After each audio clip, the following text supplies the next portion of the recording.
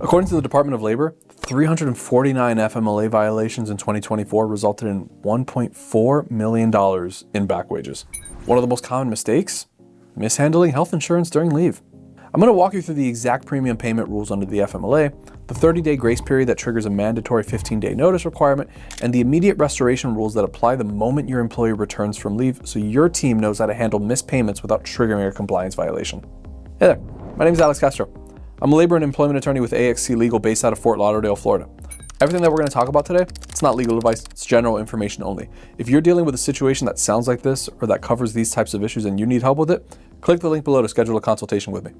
The FMLA requires employers to maintain group health insurance coverage during FMLA leave under the exact same terms as if the employee had continued working.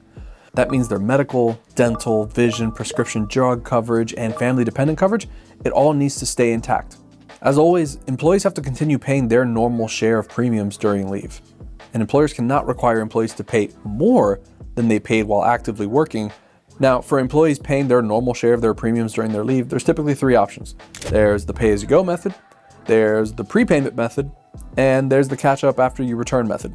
And then before the employee goes out on leave, you need to make sure you've had this conversation because this notice has to have been given before leave starts. So let's talk about this 30-day grace period and the 15-day notice requirement that I mentioned earlier.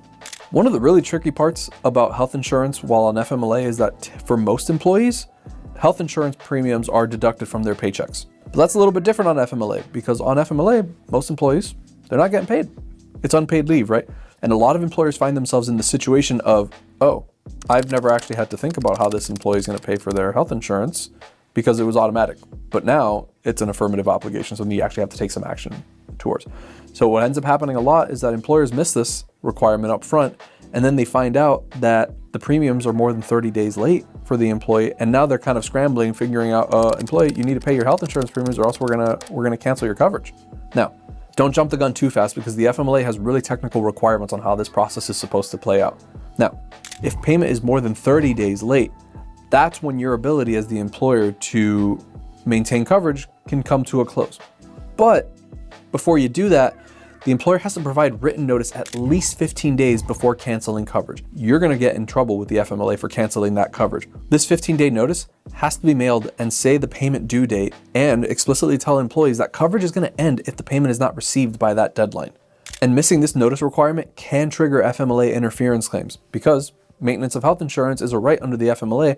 And if you're interfering with that right, you're also on the hook for that, which means is that you might be on the hook for all of the employees' medical expenses that they had to come out and pay out of pocket that otherwise would have been covered by insurance. You're easily going to be on the hook for tens or hundreds of thousands of dollars in medical expenses that the employee should have had covered if you had properly maintained that health coverage.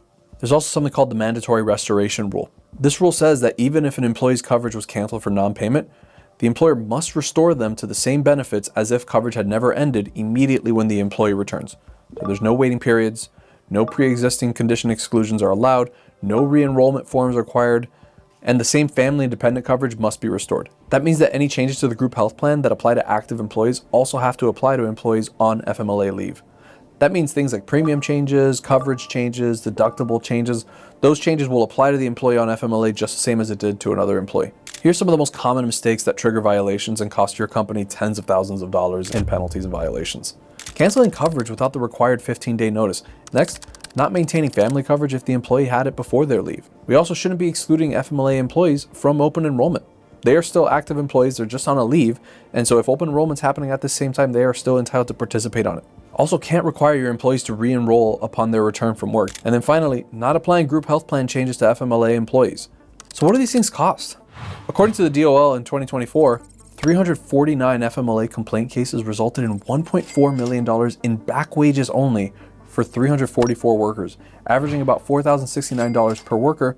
But this does include individual settlements, attorney's fees, and all the other sorts of costs that go into legal disputes like this. Research also shows that the average FMLA settlement is around $80,000 when including all damages. Mercedes-Benz paid recently almost $500,000 for violating FMLA rights of just 2 employees according to a DOL investigation. 2 employees, almost $500,000. It's insane. So if you're in HR, what should you do about all this? First things first, establish clear written procedures for premium collections during FMLA. Next, document all communications about premium payments. And when you're tracking these payments and your due dates, pay really close attention to weekends, holidays.